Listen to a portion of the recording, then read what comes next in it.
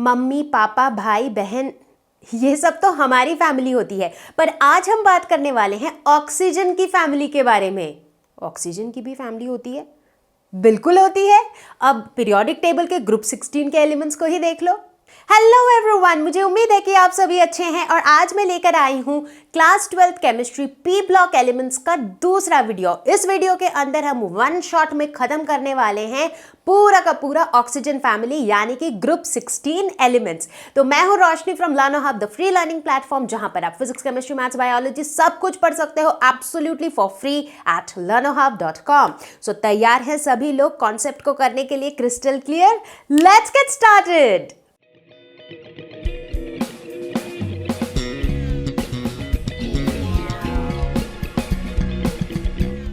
तो चलो शुरू करें कहानी ऑक्सीजन फैमिली की। तो ऑक्सीजन फैमिली में कौन कौन से एलिमेंट्स आते हैं? पीरियोडिक टेबल में अगर ग्रुप 16 एलिमेंट्स को देखो तो उन्हें ही हम कहते हैं ऑक्सीजन फैमिली। क्यों कहते हैं ऑक्सीजन फैमिली? क्योंकि ग्रुप 16 को अगर गौर से देखो तो उसका पहला मेंबर होता है ऑक्सीजन। तो यानी कि oxygen is the leading member of the group, तो इसीलिए ऑक्सीजन के ऊपर नाम रख दिया गया ऑक्सीजन फैमिली। फैमिली क्यों? क्योंकि यार नॉर्मली किसी भी फैमिली में क्या होता है, जितने भी फैमिली मेंबर्स होते हैं ना वो सेम तरह का खाना खाते हैं, उनका लगभग डेली रूटीन सिमिलर होता है, उनके बिहेवियर में भी काफ़ी सिमिलैरिटीज देखने को मिलती है। तो कुछ उसी तरीके से इस ग्रुप के अंदर भी जितने भी ग्रुप के एलिमेंट्स हैं इन सब के प्रॉपर्टीज में काफी सिमिलैरिटी देखने को मिलती है and that's why they are a family and we call them oxygen family. वैसे तो ये ग्रुप 16 एलिमेंट्स को एक और नाम से भी बुलाया जाता है and that is group of chalcogens. Chalcogens क्यों? तो कैल्कोजन एक ग्रीक वर्ड है जिसका मतलब होता है ब्रास। अब आप पूछोगे कि ब्रास के साथ इन एलिमेंट्स का क्या लेना देना? ब्रास तो एक अलॉय है जिसके अंदर कॉपर होता है, राइट? और देखा यह गया है कि कॉपर के जितने भी मिनरल्स होते हैं उनमें या तो ऑक्सीजन होता है या फिर सल्फर होता है या फिर कोई ना कोई इस ग्रुप 16 का ही एलिमेंट होता है। तो इसीलिए इन्हें कहा जाता है ग्रुप ऑफ कैल्कोजेंस। अब वापस आ गई वही वाली बात कि यार हर ग्रुप के एलिमेंट्स का जो सीक्वेंस है ना वो हमें पता होना चाहिए, क्योंकि सीक्वेंस बड़ा ज़रूरी है। क्योंकि जो हमारे प्रॉपर्टीज़ का पैटर्न होता है वो हमेशा डाउन द ग्रुप होता है, मतलब ऊपर से नीचे की तरफ जाओगे आप किसी भी ग्रुप में तो साइज ऐसा हो जाएगा, आयोनाइजेशन एंथैल्पी ऐसे चेंज होगा, इलेक्ट्रोनेगेटिविटी ऐसे चेंज होगा वगैरह वगैरह। तो यानी कि सीक्वेंस इज़ वेरी इंपॉर्टेंट। अब सीक्वेंस के लिए याद रखना है, याद रखने के लिए क्या जरूरत है? Memory tip, of course. तो चलो यहाँ पर भी बनाते हैं हम एक मेमोरी टिप। तो जैसा कि आप देख ही रहे हो हमारे पास बहुत ज़्यादा नहीं, कुछ 5-6 एलिमेंट्स हैं। इनके सीक्वेंस को याद रखने के लिए हमारा मेमोरी टिप होगा ओ सैफ सिली तेरी पोज। फिर से देखते हैं, ओ सैफ सिली तेरी पोज। बस इतनी सी मेमोरी टिप है, याद रखना भी आसान है। अब देखते हैं ये क्या मीनिंग है इनके। ओ बोले तो ऑक्सीजन, सैफ बोले तो सैफ अली खान नहीं, सैफ बोले तो सल्फर, सिली बोले तो सेलेनियम दैट इज Se, तेरी is Te that is tellurium and pose is Po that is polonium, right? और सबसे आखिरी वाला जो एलिमेंट है जिसका एटॉमिक नंबर 116 है, कई टेक्स्ट बुक में इसका प्रॉपर सिंबल नहीं दिया हुआ है, इसका जो IUPAC वाला कन्वेंशन है वो वाला सिंबल दिया हुआ है, और कई जगह इसका सिंबल दिया हुआ है which is LV that is livermorium. तो ये एलिमेंट काफ़ी बाद में डिस्कवर हुआ था एंड दैट्स वाई जब तक इसका ये लिवर्मोरियम नाम नहीं आया था तब तक इसे हम IUPAC कन्वेंशन के हिसाब से ही इसका नामकरण कर रखे थे। ठीक है, तो ये तो हो गया introduction to the oxygen family. तो चलो बच्चों बात करते हैं ऑक्सीजन फैमिली के एलिमेंट्स के अकरेंस की। तो शुरुआत करेंगे ऑक्सीजन से। तो ऑक्सीजन की सबसे खास बात यह है कि it is the most abundant element in the earth. सबसे ज्यादा पाए जाने वाला एलिमेंट है। ऑफ कोर्स बात करो अर्थ क्रस्ट की, तो आपको पता है अर्थ क्रस्ट में कितना ऑक्सीजन मिलता है? 46.6% by mass of the earth crust is oxygen. 46% काफी बड़ा नंबर है यार। तो इतना सारा ऑक्सीजन होता है अर्थ क्रस्ट में। अगर बात करो एयर की, एटमॉस्फेयर की, तो ड्राई एयर के अंदर close to 21% by volume is oxygen. मतलब ड्राई एयर का भी 21% बाय वॉल्यूम इज ऑक्सीजन। तो देखो एयर में ऑक्सीजन है, अर्थ क्रस्ट में इतना सारा ऑक्सीजन है, सो ऑब्वियसली कोई डाउट ही नहीं है कि ऑक्सीजन जो है is the most abundant element. इतना ही नहीं, ऑक्सीजन कितना इंपॉर्टेंट है, I think there's no need to tell about that, right? अगर ऑक्सीजन ना हो तो क्या हम सांस ले पाएंगे? नहीं। क्या हम जी पाएंगे? नहीं, ऑफ कोर्स। सो ऑक्सीजन के बिना जो है हमारा गुजारा नहीं होने वाला। तो चलो अब बात करते हैं सल्फर की। तो अगर सल्फर के एबंडेंस की बात करें तो अर्थ क्रस्ट में सल्फर पाया जाता है 0.03 टू 0.1%। इतना कम ही पाया जाता है सल्फर। इनफैक्ट सल्फर जो है ना अपने फ्री फॉर्म में इतना पाया ही नहीं जाता है, ये मोस्टली कंबाइंड फॉर्म्स में पाया जाता है, जैसे कि सल्फाइड के फॉर्म में, सल्फेट के फॉर्म में, जैसे मैग्नीशियम सल्फेट के फॉर्म में, या कैल्शियम सल्फेट के फॉर्म में, या बेरियम सल्फेट के फॉर्म में। इस तरह से वो कंबाइंड फॉर्म्स में ही ज़्यादा पाया जाता है। अब बारी है सेलेनियम और टेल्यूरियम की। ये पाए जाते हैं मोस्टली सल्फाइड ओर्स में in the form of selenides and tellurides. और आखिरी बचा पोलोनियम। पोलोनियम कभी देखा है? मतलब देखा तो वैसे नहीं होगा, बट कभी पोलोनियम का जिक्र सुना है कुछ और पढ़ते दौरान? सोचो थोड़ा सा। नहीं।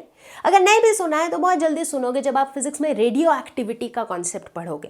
तो होता कुछ यूं है कि नेचर में कुछ जो हेवियर एलिमेंट्स होते हैं ना, जैसे कि यूरेनियम, थोरियम, ऐसे हेवियर एलिमेंट्स जो होते हैं ये अंडरगो करते हैं रेडियो एक्टिविटी। रेडियो एक्टिविटी एक ऐसा फिनोमिनन होता है जिसमें ये जो हेवी एलिमेंट्स होते हैं they give out alpha particle और बीटा पार्टिकल, तो मतलब खूब सारी एनर्जी भी रिलीज होती है इस प्रोसेस के दौरान। और जब ये रेडियो एक्टिव डीके होता है इन एलिमेंट्स का तो हमें कुछ कुछ बाई प्रोडक्ट्स मिलते रहते हैं। तो पोलोनियम जो है नेचर में भी एग्जिस्ट करता है as a radioactive decay का प्रोडक्ट। मतलब इन हेवी एलिमेंट्स का, इन हेवी मिनरल्स का जब रेडियो एक्टिव डीके होता है तो कहीं ना कहीं पोलोनियम बनता है, and that's how it exists in nature. तो चलो बात करें इलेक्ट्रॉनिक कॉन्फ़िगरेशन की। तो इस ग्रुप के जितने भी एलिमेंट्स हैं इन सब का वैलेंस शेल कॉन्फ़िगरेशन सिमिलर होता है। मतलब आउटर इलेक्ट्रॉन का जो कॉन्फ़िगरेशन है ना वो सिमिलर होता है। ऑब्वियसली ये पी ब्लॉक एलिमेंट्स का पार्ट है तो जाहिर सी बात है कि जो आखिरी वाला इलेक्ट्रॉन है वो किस में जाएगा? पी ऑर्बिटल में जाएगा, राइट। तो अगर हम देखें तो इनका जो जनरल वैलेंस शेल कॉन्फ़िगरेशन होता है दैट इज NS2Np4। ठीक है, अब देखो एक एक करके सबके कॉन्फ़िगरेशंस को देखो, starting from oxygen, then sulphur, then selenium, then tellurium and then polonium. सब में देखो बाहर का जो कॉन्फ़िगरेशन है वो क्या है, उसमें सिर्फ n की वैल्यू चेंज हो रही है। जैसे 2s2 2p4, फिर 3s2 3p4, 4s2 4p4, 5s2 5p4, right. सिर्फ n की वैल्यू चेंज हो रही है, बट अदरवाइज जो फॉर्मेट है दैट इज ऑलवेज NS2Np4। तो चलो बच्चों अब एक एक करके हम सारे प्रॉपर्टीज का ट्रेंड देखते हैं, उनका पैटर्न देखते हैं इन ऑक्सीजन फैमिली। ठीक है, तो शुरुआत करेंगे एटॉमिक एंड आयोनिक रेडियाई से। तो हम देखते हैं कि एटॉमिक रेडियस की बात कर लो या आयोनिक रेडियस की बात कर लो, as we go down the group they increase. यानी कि एटॉमिक साइज जो है वो बढ़ता चला जाएगा जैसे जैसे हम ऊपर से नीचे की तरफ आएंगे। ऐसा क्यों होगा? क्यों होगा? इलेक्ट्रॉनिक कॉन्फ़िगरेशन देखो सबके, जैसे जैसे हम नीचे जा रहे हैं हमारा एटॉमिक नंबर बढ़ रहा है, जिसकी वजह से नंबर ऑफ शेल्स बढ़ रहे हैं। ज़्यादा इलेक्ट्रॉन्स आ रहे हैं भाई तो ज़्यादा शेल्स हो रहे हैं। अब ज़्यादा शेल्स होंगे, पहले 2 शेल थे, फिर 3, फिर 4, फिर 5, फिर 6, तो क्या होगा? जो मेरा आउटर मोस्ट इलेक्ट्रॉन है वो न्यूक्लियस से दूर जाता जा रहा है, तो ओवरऑल जो मेरा साइज है दैट इज इंक्रीजिंग। अब यहाँ पर एक एक्सेप्शनल चीज़ देखने को मिलती है और वो ये है कि अगर आप सबके एटॉमिक साइज की वैल्यू देखो ना तो ऑक्सीजन सबसे छोटा होना ही चाहिए था because of the trend, but oxygen का जो साइज है वो एक्सेप्शनली स्मॉल है।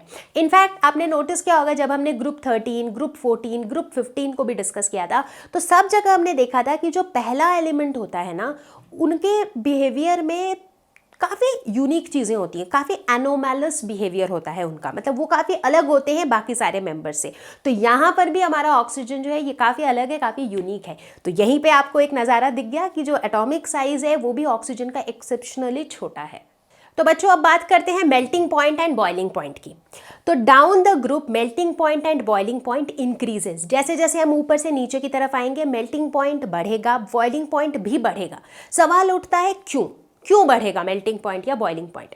सबसे पहले ये समझते हैं कि मेल्टिंग पॉइंट, बॉइलिंग पॉइंट होता क्या है। मेल्टिंग पॉइंट वो टेम्परेचर जब कोई सब्सटेंस मेल्ट कर रहा है। मेल्ट कर रहा है मतलब वो सॉलिड से लिक्विड स्टेट में जा रहा है। जैसे कि आइस मेल्ट करता है, राइट।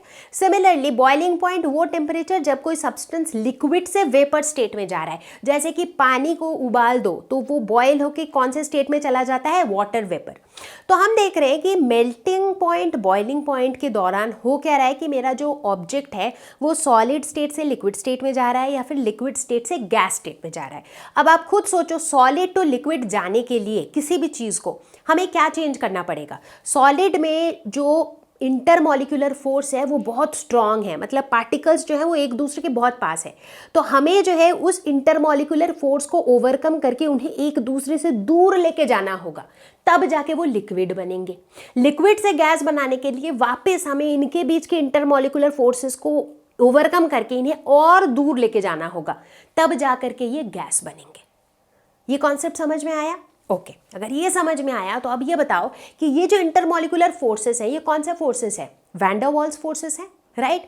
तो वैन डर वाल्स फोर्सेस किस पे डिपेंड करता है, कितने नंबर ऑफ पार्टिकल्स हैं उस पर डिपेंड करता है, कितने नंबर ऑफ इलेक्ट्रॉन्स हैं उस पर डिपेंड करता है, राइट। भाई अगर मेरे पास सिर्फ 5 ही पार्टिकल्स हैं तो उन 5 के बीच में ही वैन डर वाल्स फोर्सेस होंगे। अगर मेरे पास 50 हैं तो 50 के बीच में होंगे, तो obviously net van der Waals forces काफ़ी ज़्यादा होगा। बात समझ में आ रही है? अब अगर net van der Waals force बहुत ज़्यादा होगा तो उन फोर्सेस को ओवरकम करने के लिए भी मुझे एनर्जी ज़्यादा लगेगी, यानी कि उस सब्सटेंस को सॉलिड से लिक्विड में ले जाने के लिए मुझे ज़्यादा एनर्जी लगाना पड़ेगा, यानी कि वो ज़्यादा टेम्परेचर में जा करके मेल्ट होगा या बॉयल होगा। बात समझ आई? तो इसका मतलब मेल्टिंग पॉइंट या बॉइलिंग पॉइंट कितना होगा ये इन अ वे किस पे डिपेंड करता है, साइज पे, राइट। अब डाउन द ग्रुप हम क्या देखते हैं कि एटॉमिक साइज बढ़ता है। अब चूंकि एटॉमिक साइज बढ़ जाता है तो overall van der Waals force भी ज़्यादा है। वैन डर वाल्स फोर्स ज़्यादा है तो आपको ज़्यादा एनर्जी लगानी पड़ेगी उसको एक स्टेट से दूसरे स्टेट में ले जाने के लिए, यानी कि उसका मेल्टिंग पॉइंट या बॉइलिंग पॉइंट ज़्यादा होगा। That's the reason melting point and boiling point increases down the group. अब स्पेसिफिकली बात करते हैं हमारे ऑक्सीजन फैमिली की। अगर यहाँ पर इनके मेल्टिंग पॉइंट के वैल्यूज़ देखो या बॉइलिंग पॉइंट के वैल्यूज़ देखो तो आपको एक थोड़ी अलग सी एक हटके एक चीज़ नज़र आती है। वो ये है कि ऑक्सीजन का जो मेल्टिंग पॉइंट या बॉइलिंग पॉइंट है वो बहुत कम है कंपेयर टू सल्फर। मतलब नॉर्मली सभी का बढ़ रहा है, बट ऑक्सीजन और सल्फर के बीच का जो गैप है दैट इज़ लाइक ह्यूज। ऐसा क्यों है? मेनली कारण ये है कि थोड़ी देर पहले मैंने बताया था कि ऑक्सीजन का जो साइज़ है वो एक्सेप्शनली स्मॉल होता है, वो बहुत ही ज़्यादा छोटा होता है, जितना छोटा होना चाहिए था उससे भी ज़्यादा छोटा होता है। तो एक्सेप्शनली स्मॉल साइज़ है तो वैन डर वाल्स फोर्सेस भी कम है, तो आसानी से मेल्ट हो जाएंगे या बॉयल हो जाएंगे, तो इसीलिए melting point boiling point comparatively कम है। दूसरी तरफ ऑक्सीजन को अगर देखो तो ये डाई एटॉमिक मॉलिक्यूल की तरह एग्जिस्ट करते हैं, O2। दूसरी तरफ सल्फर जो है ये एग्जिस्ट करता है एज S8, राइट। तो अब S8 का चूंकि साइज बहुत बड़ा है कंपेयर टू O2, तो उसके अंदर वैन डर वाल्स फोर्सेस भी ज़्यादा हैं, तो उसका मेल्टिंग पॉइंट या बॉइलिंग पॉइंट भी ज़्यादा है। तो अब हम बात करेंगे आयोनाइजेशन एंथैल्पी की। आयोनाइजेशन एंथैल्पी क्या होता है ये तो सबको पता ही है कि कितने मिनिमम एनर्जी मुझे देनी है सबसे लूजली बाउंड इलेक्ट्रॉन को एक किसी भी गैशियस आइसोलेटेड एटम से निकालने के लिए, ठीक है, सबको पता है। अब सवाल ये उठता है कि जैसे जैसे हम नीचे जाते हैं आयोनाइजेशन एंथैल्पी डिक्रीज क्यों होता है? बताओ क्यों होता है? ये चीज़ें हमने बहुत बार डिस्कस की है यार। सिंपल सा लॉजिक है, जैसे जैसे नीचे जाएंगे एटॉमिक साइज बढ़ रहा है तो मेरा वैलेंस इलेक्ट्रॉन जो है, एकदम बाहर वाला इलेक्ट्रॉन जो है वो न्यूक्लियस से दूर होता जा रहा है। जैसे जैसे हम नीचे जा रहे हैं न्यूक्लियस से दूर होता जा रहा है, मतलब न्यूक्लियस का खिंचाव उस पर कम होता जा रहा है। इट इज़ लाइक, हमेशा जो एग्जांपल देती हूँ, आप मम्मी पापा के साथ रह रहे हो और आप हॉस्टल में रह रहे हो, दोनों में फ़र्क है। मम्मी पापा के साथ रह रहे हो तो मम्मी पापा की आपके ऊपर कंट्रोल ज़्यादा है, राइट। तो आपको घर में से बाहर निकालना थोड़ा मुश्किल है। वहीं आप हॉस्टल में रह रहे हो तो मम्मी पापा साथ में नहीं है तो कंट्रोल कम है, आपका हॉस्टल रूम से बाहर निकलना थोड़ा सा ईजी है, right. So that's how it is. जैसे जैसे हम नीचे जाते हैं वैलेंस इलेक्ट्रॉन को निकालना आसान होता जाता है, यानी कि आयोनाइजेशन एंथैल्पी कम होती जाती है। अब अगर हम खासकर ग्रुप 16 की बात करें, यानी कि ऑक्सीजन फैमिली की बात करें, तो हम एक चीज़ नोटिस करते हैं कि इसका जो पड़ोसी ग्रुप है ना, जिसके बारे में हमने पिछले वीडियो में डिस्कस किया था, ग्रुप 15, उनसे अगर कंपेयर किया जाए तो ग्रुप 15 से ग्रुप 16 की आयोनाइजेशन एंथैल्पी कम होती है। क्यों कम होती है? सोचो। क्यों कम होती है? क्योंकि यार ग्रुप 15 का जो इलेक्ट्रॉनिक कॉन्फ़िगरेशन था वो एक्स्ट्रा स्टेबल था, क्योंकि उनका क्या था जनरल कॉन्फ़िगरेशन NS2 NP3। तो हमारा आउटर पी ऑर्बिटल जो था वो हाफ फिल्ड था, और half filled orbitals extra stable होते हैं। तो चूंकि वो एक्स्ट्रा स्टेबल थे तो उनमें से इलेक्ट्रॉन निकालना थोड़ा ज़्यादा मुश्किल था। सो दैट्स द रीज़न कि जो आयनाइजेशन एंथैल्पी की वैल्यू है वो ग्रुप 15 की थोड़ी ज़्यादा होती है और ग्रुप 16 की ग्रुप 15 के मुकाबले कम होती है। अब डिस्कस करेंगे इलेक्ट्रोनेगेटिविटी। सबसे पहले फटाफट से दिमाग में रिकैप करो, what is electronegativity? Ability to become electronegative. Electronegative कोई कब बनेगा? जब वो इलेक्ट्रॉन एक्सेप्ट करेगा। तो इलेक्ट्रोनेगेटिविटी का ट्रेंड अगर मैं पूछ रही हूं तो यानी कि मैं ये पूछना चाह रही हूं कि जैसे जैसे हम ग्रुप में ऊपर से नीचे की तरफ जाते हैं तो इलेक्ट्रॉन गेन करने की टेंडेंसी का क्या होता है? अब बताओ मुझे। सो वेल, इलेक्ट्रॉन गेन करने की जो टेंडेंसिटी है वो कम होती जाती है। So electronegativity decreases down the group. ऐसा क्यों होता है? क्योंकि जैसे जैसे नीचे जाते हैं जो मेरा न्यूक्लियस है वो तो बेचारा पॉजिटिव न्यूक्लियस है, बट नीचे जाते जाते ना यहाँ पर बहुत सारे शेल्स ऐड होते जाते हैं, राइट? तो इन सब का शील्डिंग इफेक्ट आ जाता है, राइट? जिसकी वजह से जो न्यूक्लियस की जो इलेक्ट्रॉन खींचने की जो पावर थी ना वो काइंड ऑफ कम हो जाती है। तो इसीलिए इलेक्ट्रॉन गेन करने की जो टेंडेंसी है वो भी कम हो जाती है डाउन द ग्रुप। इनफैक्ट एक मज़ेदार बात बता दूँ, इस लॉजिक के हिसाब से सबसे ज़्यादा इलेक्ट्रोनेगेटिव कौन होना चाहिए? जो इस ग्रुप के टॉप पे है। टॉप पे कौन है? Oxygen. So obviously oxygen is the most electronegative element of group 16। But इससे भी ज़्यादा मज़ेदार बात यह है कि पूरे पीरियोडिक टेबल में भी ऑक्सीजन जो है that is the second most electronegative element. पहला सबसे ज़्यादा इलेक्ट्रोनेगेटिव एलिमेंट कौन है? फ्लोरीन। और उसके बाद नंबर आता है ऑक्सीजन का। So that's like an interesting thing कि ऑक्सीजन इस ग्रुप का सबसे ज़्यादा इलेक्ट्रोनेगेटिव एलिमेंट होने के साथ साथ पूरे पीरियोडिक टेबल का सेकेंड मोस्ट इलेक्ट्रोनेगेटिव एलिमेंट है। बात अगर करें मेटालिक कैरेक्टर की, उसका क्या होगा down the group? Metallic character होता क्या है? मेटल्स क्या करते हैं? इलेक्ट्रॉन्स लूज करते हैं। तो आप मुझे बताओ कि जैसे जैसे हम ग्रुप में नीचे की तरफ जाते हैं तो इलेक्ट्रॉन लूज करने की जो टेंडेंसी है वो घटती है या बढ़ती है? घटती है या बढ़ती है? बढ़ती है ऑफ कोर्स, क्योंकि जैसे जैसे हम नीचे जाते हैं तो हमारा वैलेंस इलेक्ट्रॉन न्यूक्लियस से दूर होता जाता है तो वो आसानी से निकल सकता है, राइट? तो यानी कि down the group metallic character increases, which also tells अस कि ग्रुप के सबसे नीचे में जो है वो डेफिनेटली मेटल है, which is polonium in this case. Group के सबसे ऊपर जो है that is definitely non metal, which is oxygen in this case. So यहाँ हम देखते हैं कि oxygen, sulphur, even selenium, they are all non metals. बीच में जैसे टेल्यूरियम है which is a metalloid, and then comes polonium which is a metal. अब कई जगह ऐसा होता है कि जो सेलेनियम है ना उसको कई जगह नॉन मेटल बोला जाता है और कई जगह मेटलॉइड भी बोला जाता है। तो you can consider this as the border line. तो बच्चों अब बात करेंगे हम ऑक्सीडेशन स्टेट्स की। अब ऑक्सीजन फैमिली के जितने एलिमेंट्स हैं ये काफ़ी सारे डिफरेंट ऑक्सीडेशन स्टेट्स एग्जिबिट करते हैं, शो करते हैं अलग अलग जगहों पर, जैसे कि -2, +2, +4, +6, ये कुछ इनके ऑक्सीडेशन स्टेट्स हैं। तो एक एक करके इन सारे स्टेट्स की बात करते हैं। Let's talk about -2। जैसा कि मैंने पहले भी बताया कि इस ग्रुप के जितने भी एलिमेंट्स हैं इनमें से सबसे ज़्यादा इलेक्ट्रोनेगेटिव कौन है? ऑक्सीजन। तो ऑक्सीजन सबसे ज़्यादा इलेक्ट्रोनेगेटिव है, यानी कि वो इलेक्ट्रॉन को लेना चाहता है तो वो ऑब्वियसली नेगेटिव ऑक्सीडेशन स्टेट में ज़्यादा देखने को मिलेगा, विच इज़ -2। तो इसीलिए ऑक्सीजन आप देखोगे अधिकतर जगह -2 ऑक्सीडेशन स्टेट में रहता है। लेकिन जब ऑक्सीजन फ्लोरीन के साथ रहता है, फ्लोरीन क्या है? सबसे ज़्यादा इलेक्ट्रोनेगेटिव एलिमेंट है, ऑक्सीजन से भी ज़्यादा। तो जब ऑक्सीजन और फ्लोरीन साथ में रहेंगे उस समय तो भाई फ्लोरीन इलेक्ट्रोनेगेटिव बिहेव करेगा, राइट? मतलब it is like let's say कि मोहल्ले का जो गुंडा है ना वो तो बॉस बनता फिरेगा उस मोहल्ले के अंदर, लेकिन जब उस शहर का बड़ा वाला गुंडा आ जाएगा, उसका भी बॉस आ जाएगा, तो क्या होगा? ये मोहल्ले वाला गुंडा जो है वो भी चुप बैठेगा उसके सामने, राइट? तो कुछ वैसा ही यहाँ पे होगा। जब ऑक्सीजन अपने ग्रुप के बाकी दूसरे एलिमेंट्स के साथ कंपाउंड्स बनाएगा तो हम जनरली ऑक्सीजन को -2 स्टेट में पाते हैं, लेकिन जब ये फ्लोरीन के साथ आ जाता है तो ऑक्सीजन +2 में स्टेट में पाया जाता है। फॉर एग्जांपल जब ऑक्सीजन फ्लोरीन के साथ मिलके OF2 बनाता है तो इसमें ऑक्सीजन का जो ऑक्सीडेशन स्टेट होता है दैट इज +2। ठीक है, ओके। अब ये -2 ऑक्सीडेशन स्टेट जो है, जैसे जैसे हम ग्रुप में नीचे की तरफ जाएंगे इसकी स्टेबिलिटी कम होती जाती है। क्यों कम होती है?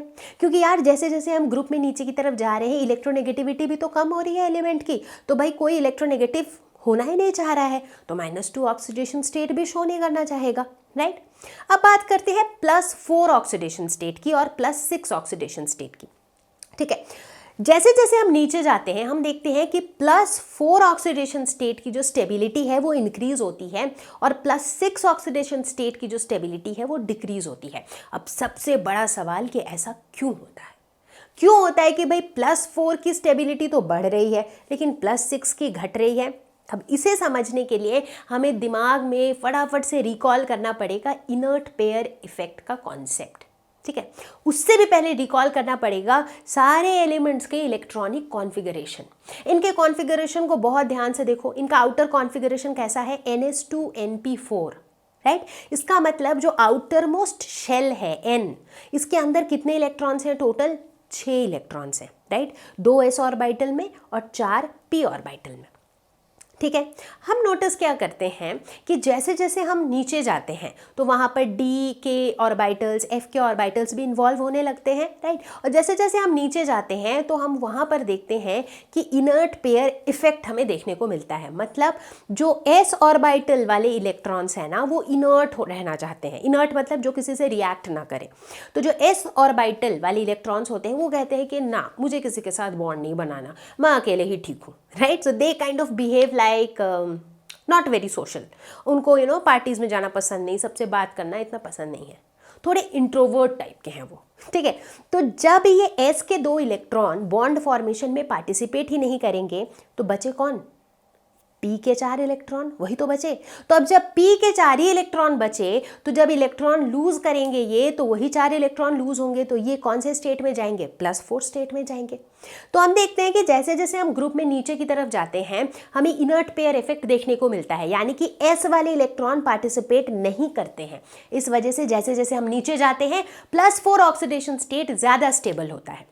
जहां +4 ज़्यादा स्टेबल हुआ वहां +6 कम स्टेबल होगा। कैसे? +6 ऑक्सीडेशन स्टेट कब होगा? जब S वाले 2 और P वाले 4 पूरे के पूरे 6 जो हैं वो निकल जाएं बॉन्ड बनाने के लिए, राइट। अभी अभी मैंने क्या बोला? जब जैसे ही हम ग्रुप के नीचे की तरफ जाते हैं तो इनर्ट पेयर इफेक्ट आ जाता है, तो S वाले तो भाई पार्टिसिपेट ही करना बंद कर देते हैं। तो इसका मतलब वो +6 वाला ऑक्सीडेशन स्टेट जो है नीचे जाते जाते उसकी स्टेबिलिटी भी कम होने लगती है। कूल। तो चलो बच्चों, हमने काफ़ी सारी प्रॉपर्टीज़ का ट्रेंड तो देख लिया हमारे ऑक्सीजन फैमिली में। अब बात करते हैं एनोमैलस बिहेवियर ऑफ ऑक्सीजन। जैसा कि मैंने बताया था, जो हमारा पहला मेंबर होता है ना वो हमेशा बाकी सबसे हटके होता है। तो अपना ऑक्सीजन भी हटके है और इसके प्राइमरीली 2 ही ऐसे फीचर्स हैं जिसकी वजह से ये हटके है।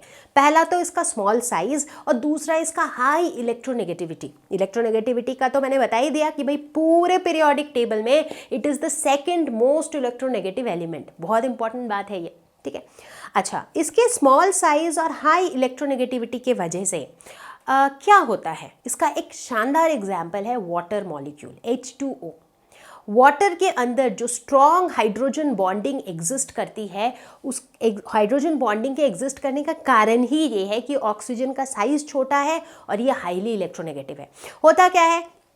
अब जैसे H2O एक मॉलिक्यूल है, H2O एक और मॉलिक्यूल है, H2 का एक और मॉलिक्यूल है, ऐसे बहुत सारे मॉलिक्यूल्स हैं।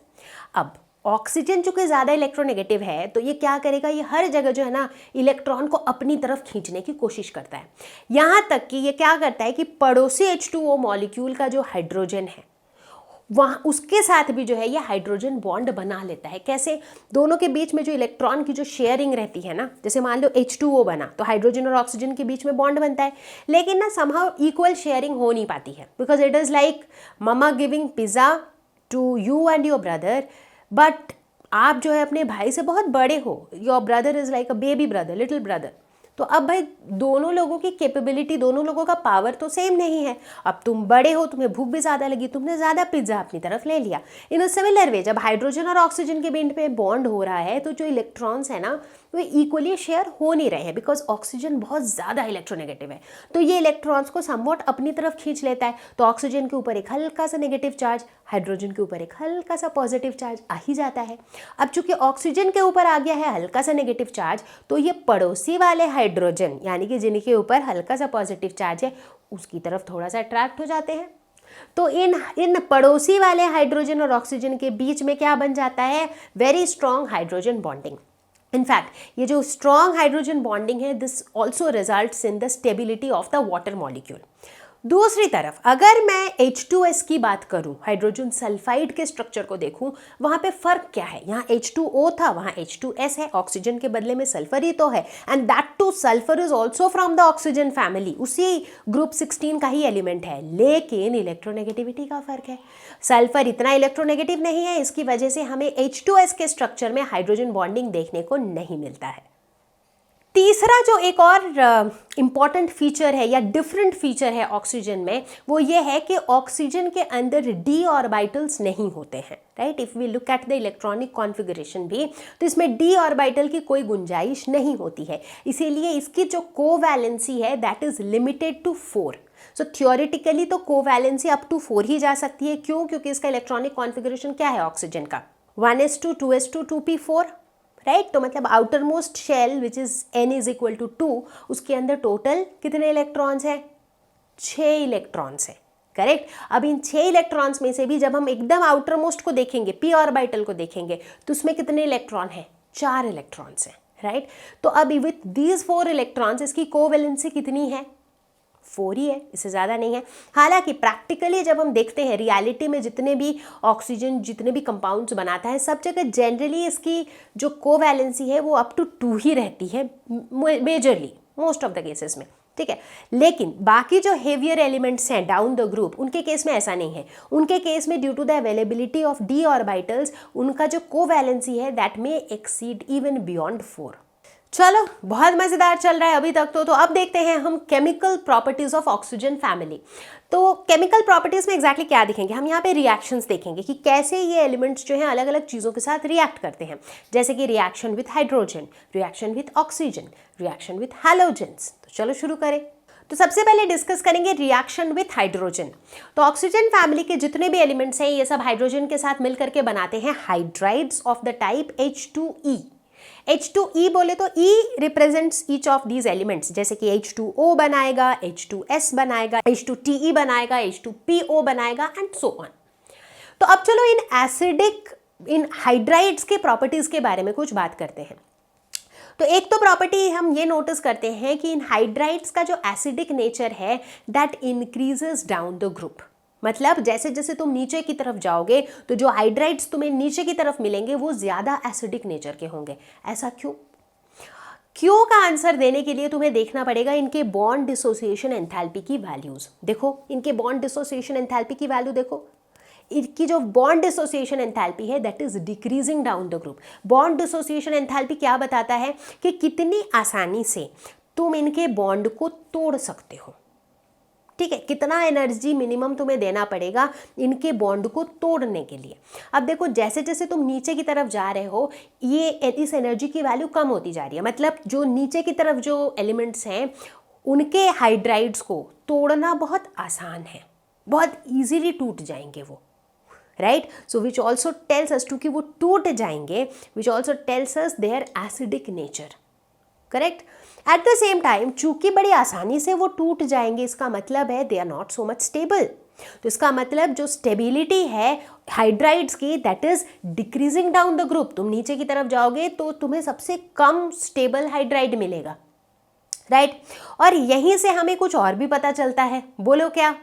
हमें यहाँ से पता चलता है रिड्यूसिंग कैरेक्टर। रिड्यूसिंग कैरेक्टर का स्टेबिलिटी से क्या लिंक है?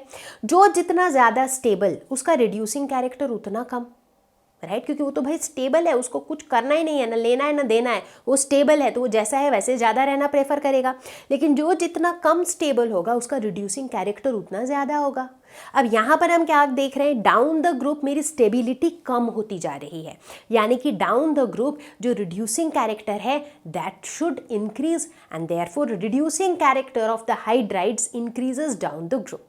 तो अब अगर आपको कभी एग्जाम में इस तरह के सवाल आ जाए कि भाई H2S दिया हुआ है, H2TE दिया हुआ है, बताओ इनमें से स्टेबल कौन सा होगा ज़्यादा, बताओ इनमें से एसिडिक नेचर किसका ज़्यादा होगा, बताओ किसका रिड्यूसिंग कैरेक्टर ज़्यादा होगा, तो ऐसे सवाल का आंसर आप डेफिनेटली कर लोगे। रिएक्शन विद ऑक्सीजन, अब भाई हाइड्रोजन के साथ रिएक्ट करा के अगर हाइड्राइड बना रहे हैं तो ऑक्सीजन के साथ रिएक्ट करके क्या बनाएंगे, डेफिनेटली ऑक्साइड्स। अब ऑक्साइड्स ये दो तरह के बनाते हैं, एक तो EO2 टाइप वाले बनाते हैं और दूसरा EO3 टाइप वाले भी बनाते हैं।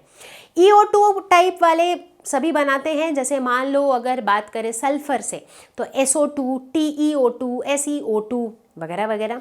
ठीक उसी तरीके से EO3 टाइप वाले ऑक्साइड्स भी ये बनाते हैं, जैसे कि SO3, SeO3, TeO3, POO3 and so on.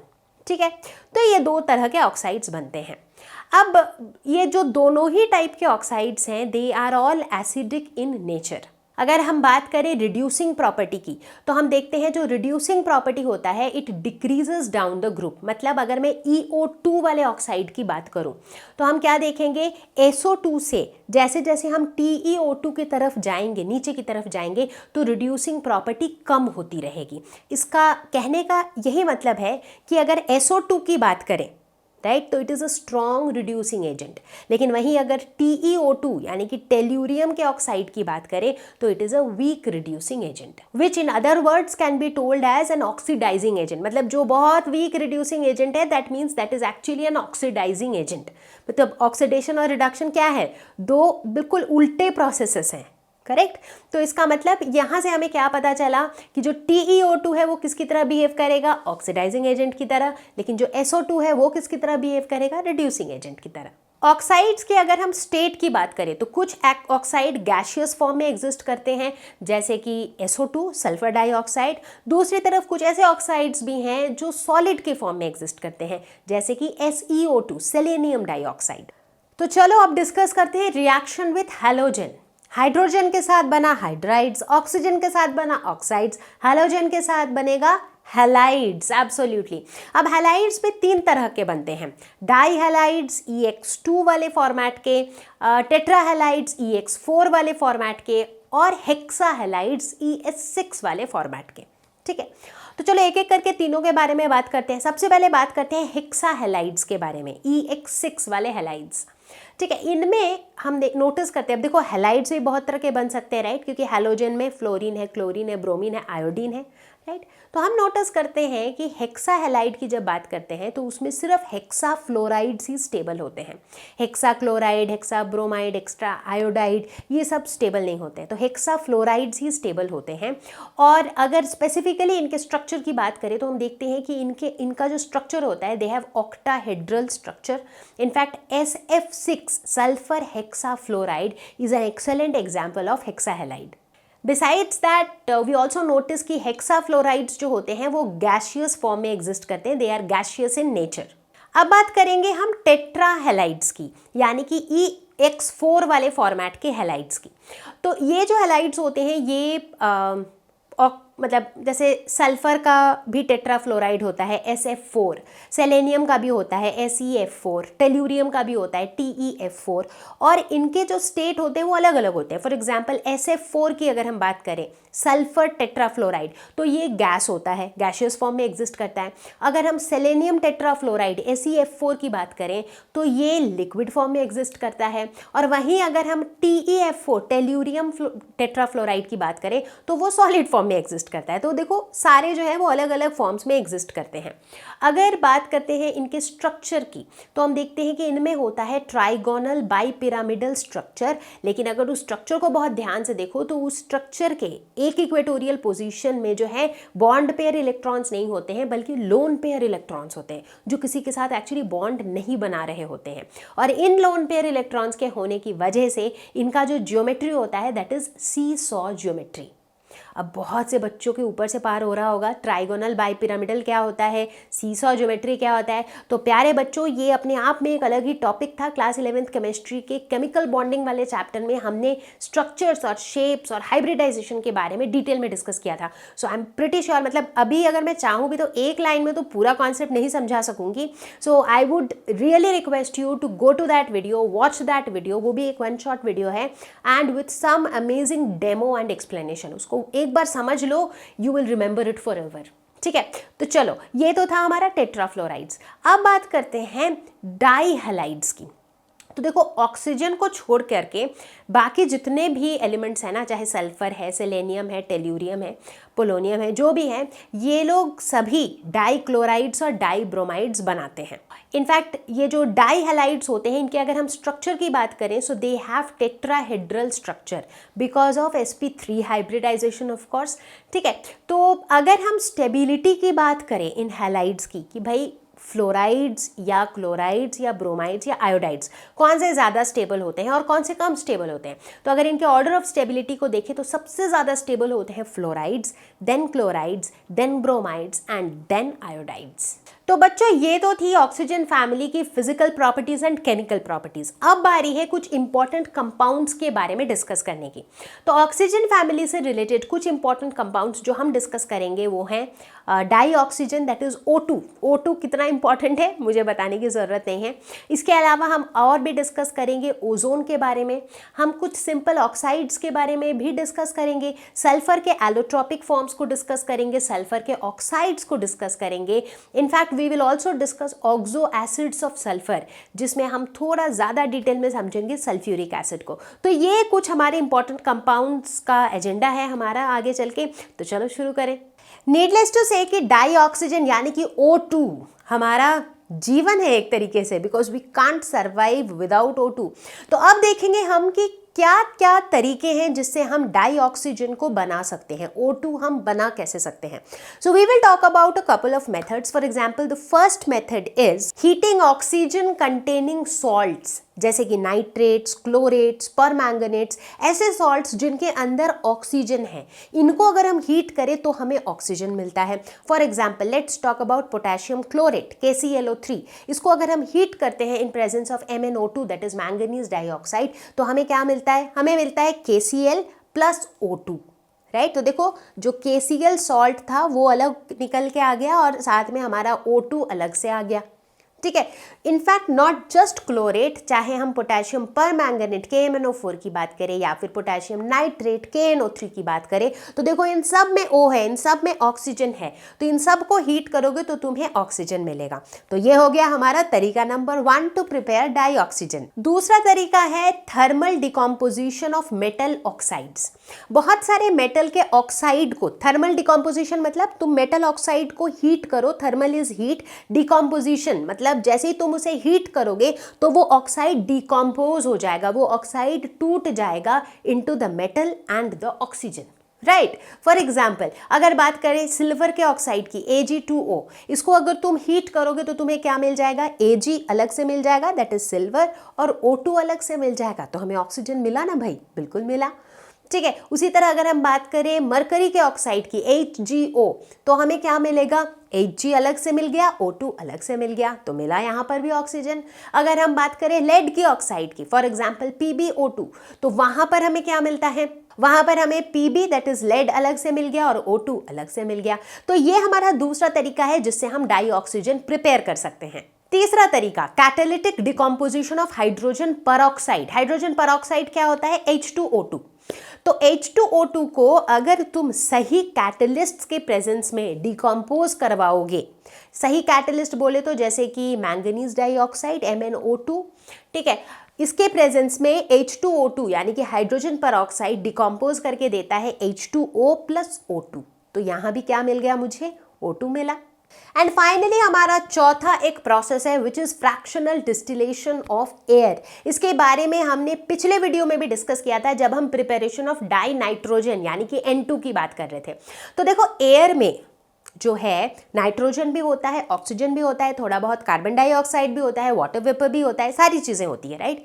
तो हम क्या करते हैं, एक फ्रैक्शनेटिंग कॉलम लेते हैं, उसके अंदर हम डाल देते हैं एयर को, ठीक है, लिक्विफाइड एयर को हम डाल देते हैं, ठीक है।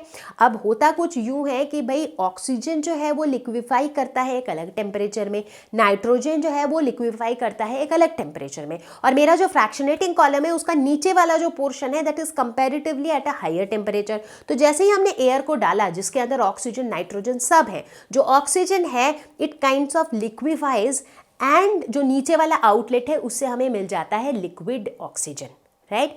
जो नाइट्रोजन है वो अपना ऊपर चला जाता है और ऊपर वाले आउटलेट से नाइट्रोजन मिलता है। तो ये भी एक तरीका है जिससे हमें फ्रैक्शनल डिस्टिलेशन के तरीके से भी हमें ऑक्सीजन मिल सकता है। सो ये थे हमारे कुछ मेथड्स जिससे हम डाई ऑक्सीजन को प्रिपेयर कर सकते हैं।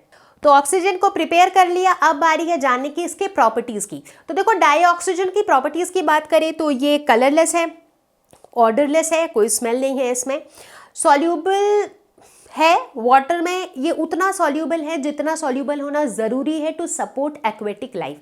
मतलब मैं ऐसा तो नहीं बोलूँगी कि it is highly soluble in water, लेकिन थोड़ा बहुत सॉल्यूबल ये है ऑब्वियसली, क्योंकि अगर ऑक्सीजन वाटर में सॉल्यूबल ना हो तो बेचारे एक्वेटिक लाइफ का क्या होगा। फॉर एग्जांपल जो मछलियाँ पानी के नीचे रहती हैं या फिर जो भी अदर लिविंग ऑर्गेनिजम्स जो पानी के अंदर रहते हैं उन्हें भी तो ऑक्सीजन चाहिए होता है, राइट। तो अगर ऑक्सीजन पानी में सॉल्यूबल बिल्कुल नहीं होता तो उन्हें ऑक्सीजन कैसे मिल पाता है कि नहीं।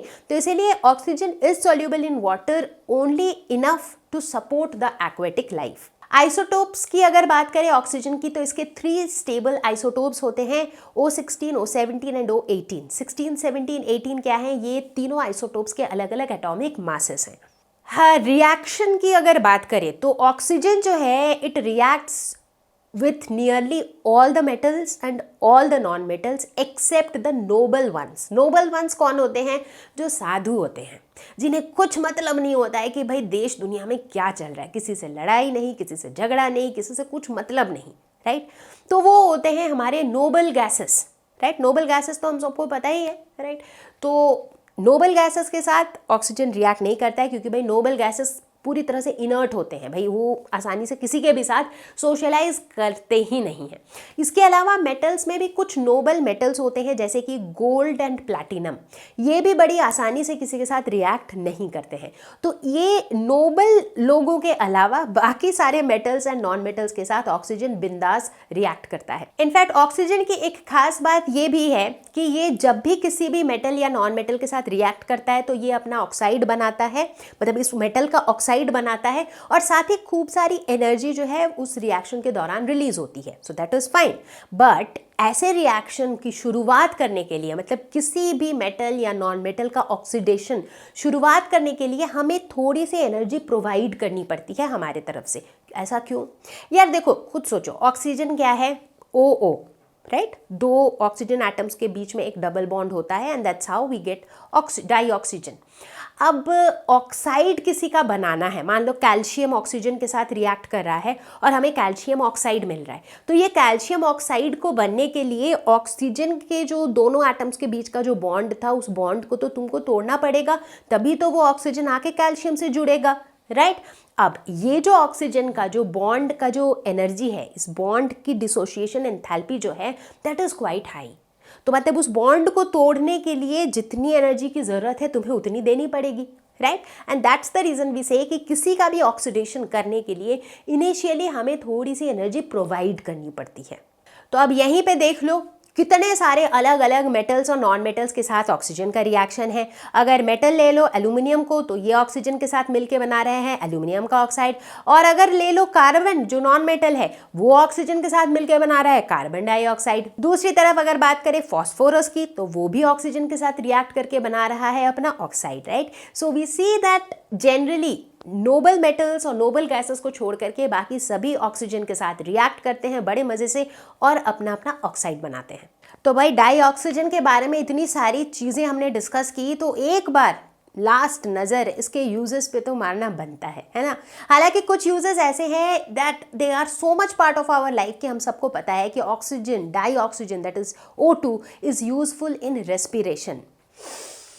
हम सांस लेते हैं, हम क्या ले रहे हैं actually? We are taking in oxygen, we are giving out carbon dioxide. So oxygen जो है वो हमारे लिए बहुत ज़रूरी है। ये जो ऑक्सीजन हम ले रहे हैं वो क्या काम आ रहा है हमारे बॉडी के अंदर?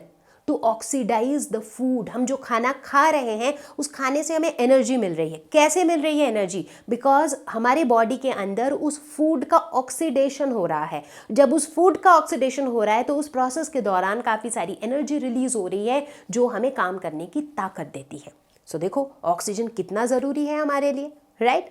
इसके अलावा कंबशन ऑफ फ्यूल्स, जितने भी फ्यूल्स हम देखते हैं आसपास, जिनको जैसे ही आप ऑक्सीजन के साथ रिएक्ट करवाओ या फिर ऑक्सीडाइज करवाओ, they release out a lot of energy, जिसे हम कंबशन भी कहते हैं। सो कंबशन में जो मोस्ट क्रिटिकल रोल प्ले करता है, मतलब कंबशन नाम की पिक्चर का हीरो कौन है?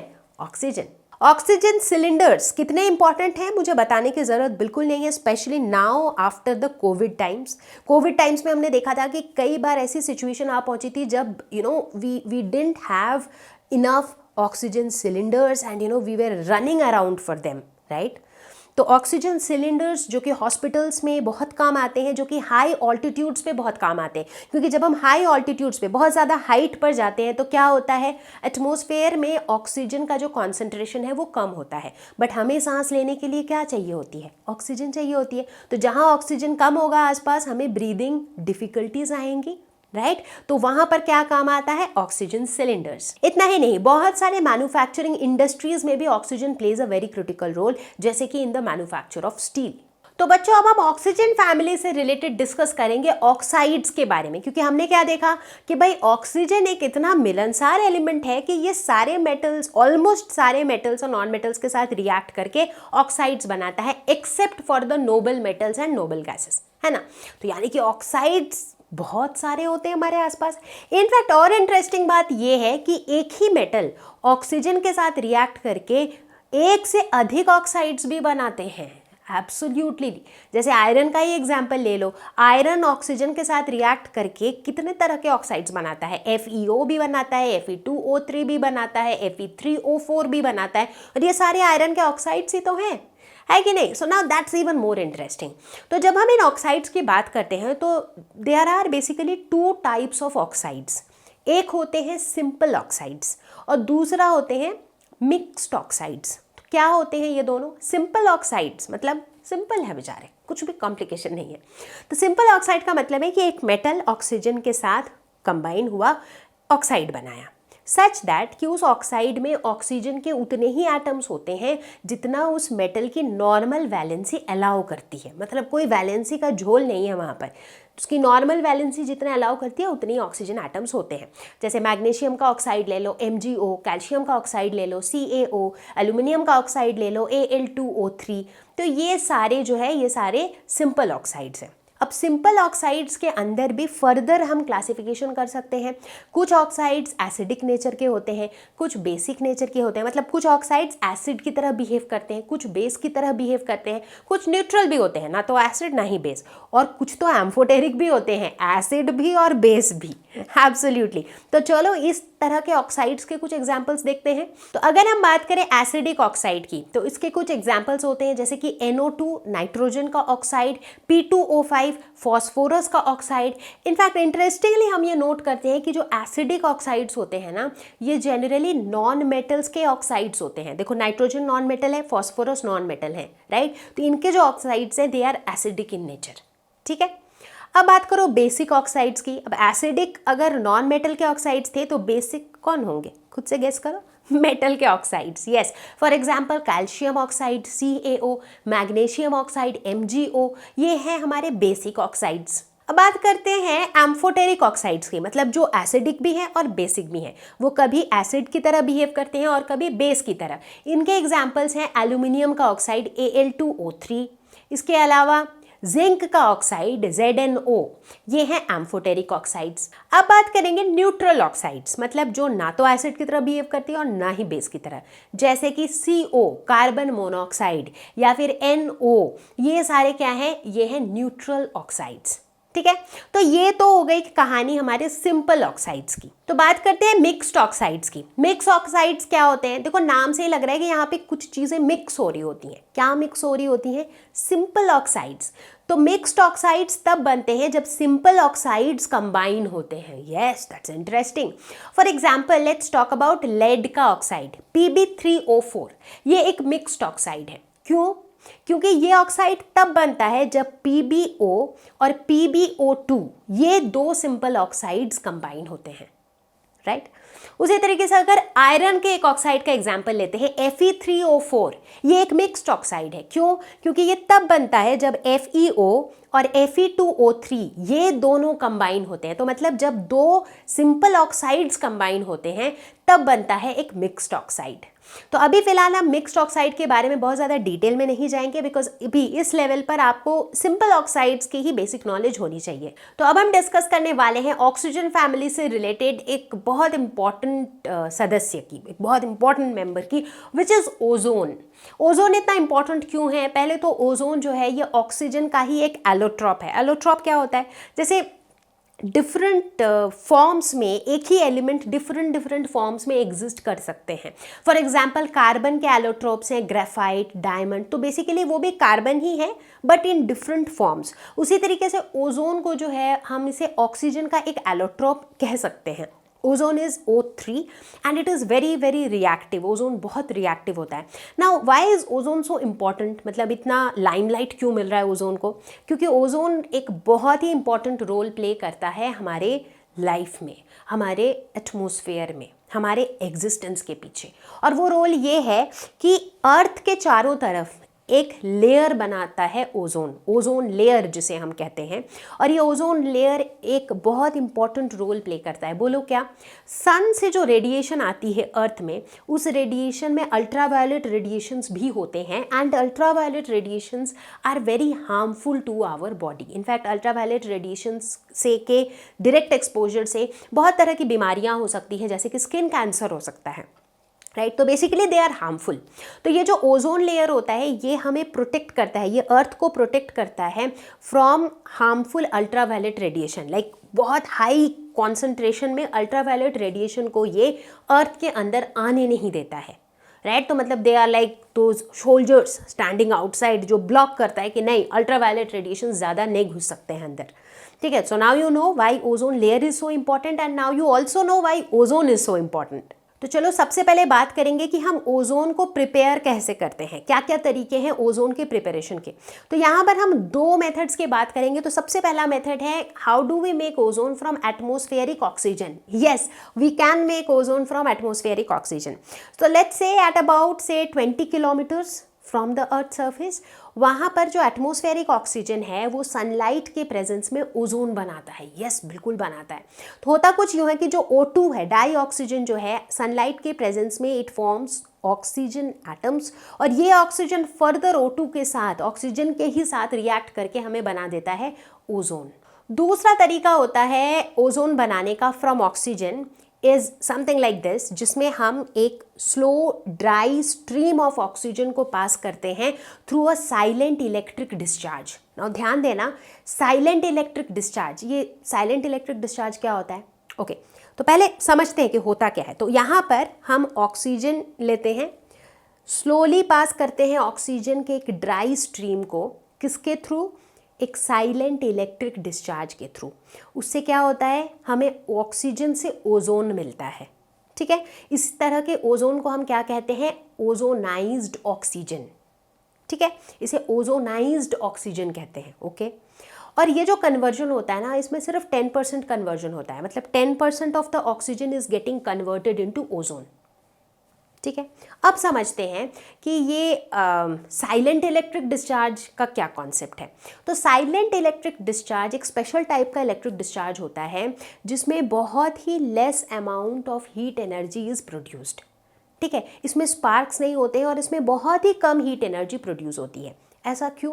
क्योंकि यार देखो, हम क्या चाहते हैं इस प्रोसेस में कि O2 से O3 बने, ऑक्सीजन से ओजोन बनता रहे, ठीक है। बट हमें क्या पता है कि ओजोन अपने आप में बहुत रिएक्टिव है। जहाँ बहुत ज़्यादा एनर्जी अवेलेबल हुई या बहुत ज़्यादा हीट एनर्जी अवेलेबल हुआ तो ओजोन क्या करेगा, ओजोन डिकम्पोज होके वापस ऑक्सीजन बना देगा, राइट। तो हमें इस बात का स्पेशल ध्यान रखना है कि ओजोन जो है वो स्टेबल रहे, इतनी ज़्यादा हीट एनर्जी उसके पास अवेलेबल ना हो कि वो वापस टूट के ऑक्सीजन बन जाए, तो फिर हमारा पूरा फ्लॉप शो हो जाएगा, है कि नहीं। तो इसीलिए हम यूज़ करते हैं silent electric discharge. Silent electric discharge मतलब जिसमें बहुत कम हीट एनर्जी प्रोड्यूस हो, ठीक है। एट द सेम टाइम ये जो ऑक्सीजन से ओजोन बनाने का जो प्रोसेस है ना, this process in itself is endothermic process, मतलब इसे एनर्जी की ज़रूरत होती है। तो चूंकि एनर्जी की ज़रूरत है भाई, तो इलेक्ट्रिक डिस्चार्ज यूज़ करना ज़रूरी है, वहीं से एनर्जी आएगी। But just to make sure कि ओजोन डिकम्पोज ना कर जाए वापस ऑक्सीजन में, इसीलिए ये इलेक्ट्रिक डिस्चार्ज कैसा वाला यूज़ करते हैं हम, साइलेंट इलेक्ट्रिक डिस्चार्ज। तो चलो अब बात करते हैं ओजोन के प्रॉपर्टीज़ के बारे में। तो ओजोन के बारे में सबसे इंटरेस्टिंग प्रॉपर्टी इसके कलर से रिलेटेड है। तो अगर ओजोन के कलर को नोटिस करो तो it is a pale blue coloured gas, मतलब जब ये गैसियस फॉर्म में है तो इसका कलर कैसा है, पेल ब्लू। जब ये लिक्विड फॉर्म में है तब इसका कलर कैसा है, डार्क ब्लू। और जब ये सॉलिड फॉर्म में है तब इसका कलर कैसा है, वायलेट ब्लैक। मतलब देखो जैसे जैसे इसका स्टेट चेंज हो रहा है, गैस, लिक्विड, सॉलिड, वैसे वैसे इसका कलर भी डार्क होता जा रहा है, राइट। पेल ब्लू से डार्क ब्लू से blackish, like blackish colour, right. तो अब ये चेंज ऑफ कलर हो क्यों रहा है, इंटरेस्टिंग, क्योंकि चीज़ तो वही है, अभी भी ओजोन ही है। अब देखो होता क्या है, कलर, किसी भी चीज़ के कलर को जो हम देखते हैं वो क्यों देखते हैं, सो जो कलर हमें दिखता है that is directly related to the radiation that is getting absorbed by that material. For example, कोई भी सामान अगर हमें ब्लू दिख रही है, इसका मतलब है कि वो जो सामान है वो ब्लू कलर को छोड़ के विजिबल लाइट के रेंज में बाकी कलर्स को एब्जॉर्ब कर रहा है। मतलब वो जिन कलर्स को एब्जॉर्ब करता है उसके अलावा बाकी कलर्स को ट्रांसमिट करता है, तो वो बाकी कलर्स ही हमें दिखते हैं, राइट। बात समझ आई, ऐसा ही होता है।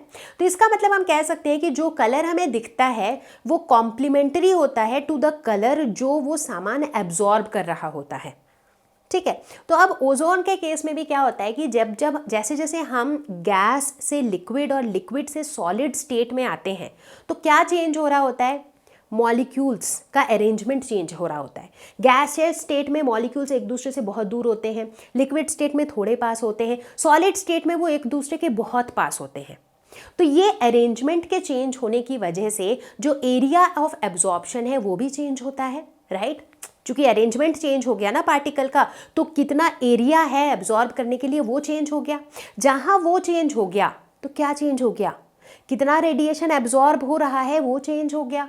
तो वहाँ पर क्या होगा चेंज, तो जो कलर हमें दिखता है उस कलर की इंटेंसिटी भी चेंज हो जाएगी। And that is the reason कि ओजोन जो है वो गैस, लिक्विड और सॉलिड स्टेट में अलग अलग कलर का दिखता है। ओजोन का एक कैरेक्टरिस्टिक स्मेल होता है, इसकी खुद की एक वियर्ड या फिर डिफरेंट सी स्मेल होती है। ओजोन की बात करें तो it is harmless in low concentrations. जब ये बहुत कम मात्रा में प्रेजेंट है तब तो ये हार्मलेस है, लेकिन अगर ये बहुत ज़्यादा मात्रा में प्रेजेंट है कहीं पर भी, then it can be explosive, मतलब बहुत ही ज़्यादा डेंजरस हो सकता है अगर ये बहुत ज़्यादा क्वांटिटी में प्रेजेंट है। क्यों ऐसा, इसलिए क्योंकि ओजोन, जैसे कि मैंने पहले भी बताया है कि ओजोन इज़ वेरी रिएक्टिव। तो जब कभी भी ओजोन को मौका मिले तो ozone would like to decompose into oxygen, तो ओजोन जो है ना वो ऑक्सीजन में कन्वर्ट हो जाना चाहेगा। और जब भी ऐसा होगा तो ये साथ में बहुत सारी एनर्जी रिलीज करेगा। And that's the reason we say कि ओजोन जो है thermodynamically is very very unstable, ये बहुत ही अनस्टेबल है thermodynamically. Ozone also acts as a powerful oxidizing agent, ये एक बहुत ही अच्छा ऑक्सीडाइजिंग एजेंट है। कैसे, क्योंकि देखो बहुत सिंपल सा लॉजिक है, मैंने क्या बोला, ओजोन हमेशा क्या चाहता है, ओजोन जो है ऑक्सीजन में कन्वर्ट हो जाना चाहता है। तो O3 जो है हमेशा क्या बनाता है, O2+O। तो देखो ये कितनी आसानी से, कितनी रेडिली ये ऑक्सीजन रिलीज कर रहा है। तो जो ऑक्सीजन ये रिलीज कर रहा है वो कोई दूसरा आके उसको उठाएगा और ऑक्सीडाइज होगा, यानी कि ये दूसरों को ऑक्सीडाइज होने में मदद कर रहा है, यानी कि ये एक बहुत अच्छा ऑक्सीडाइजिंग एजेंट है। अब आप यहीं पर ये दो रिएक्शंस देख लो। पहले रिएक्शन में जो है PbS, लेड का जो सल्फाइड है वो ऑक्सीडाइज हो रहा है मज़े में इसी ऑक्सीजन को उठा के। दूसरे वाले रिएक्शन में अगर हम देखें तो आयोडाइड आयंस ये मज़े में ऑक्सीडाइज हो रहे हैं ऑक्सीजन को उठाकर, right. So we can say that ozone acts as a powerful oxidizing agent. Ozone को हम यूज़ कहाँ कहाँ करते हैं? एक तो ओजोन लेयर का हमारे लिए यूज़ है, that is a different use all together. इसके अलावा ओजोन को हम जैसे पोटेशियम पर मैंगनेट के मैन्युफैक्चर में इसे ऑक्सीडाइजिंग एजेंट की तरह यूज़ करते हैं। ओजोन को हम एज अ डिसइंफेक्टेंट यूज़ करते हैं।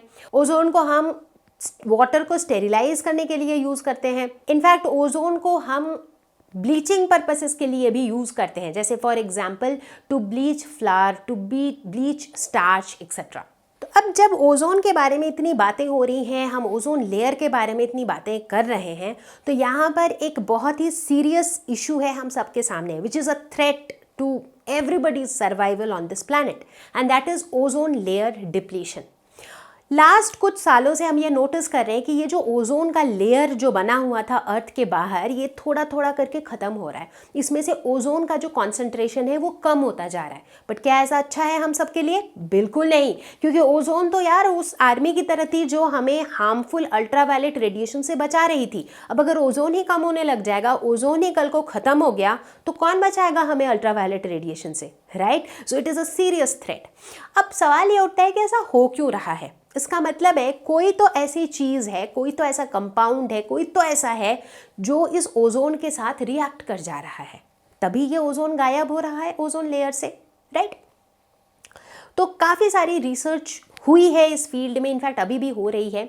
तो देखा गया कि क्लोरोफ्लोरोकार्बन्स जो है that is one cause for ozone layer depletion. Chlorofluorocarbons, जिसे हम शॉर्ट फॉर्म में CFCs कहते हैं, इसे हम रेफ्रिजरेंट्स की तरह यूज़ करते हैं इन रेफ्रिजरेटर्स, ठीक है? इन्हें हम एरोसोल स्प्रेज में भी यूज़ करते हैं। तो ये एक कारण है।